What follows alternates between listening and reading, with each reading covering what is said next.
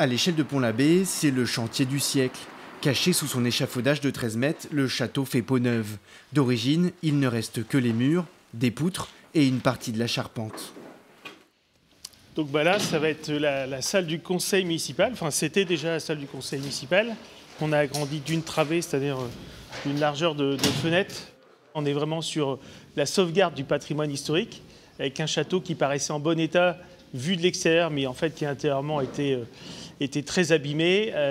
On passait à travers les planchers. Hein, et les derniers locataires, parce qu'il y a eu des logements de fonction dans les étages, sont partis fin des années 70. Les artisans ont curé les murs et les plafonds. Les équipes ont découvert des pierres, des poutres, des portes, un escalier et des cheminées qui étaient jusqu'ici cachées. L'idée est de les mettre en avant, de rénover le château en retrouvant le bâtiment originel. Pour nous, c'est un cadeau parce qu'on se trouve vraiment avec les modes de construction qui datent principalement du XVIIIe siècle pour la partie du corps de logis. Pour les autres parties, ça date, c'est bien plus ancien, c'est du XIIIe, XIVe siècle.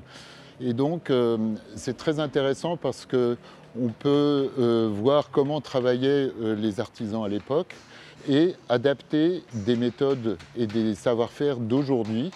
Les 3 premiers étages accueilleront les différents services municipaux et la trentaine d'agents de la ville qui étaient jusqu'ici disséminés dans Pont-l'Abbé. Le rez-de-chaussée hébergera de nouveau le musée Bigoudin, mais un musée moderne où les expositions permanentes et temporaires seront repensées. Avec quelque chose de nouveau, en réimaginant aussi les espaces, en réimaginant la scénographie, la lumière, la médiation, y compris numérique, c'est un gros challenge et c'est très stimulant pour les équipes, oui, c'est sûr. Les travaux d'aménagement de la mairie se termineront fin 2025. Le musée Bigoudin, lui, devrait réouvrir ses portes pour l'été 2026.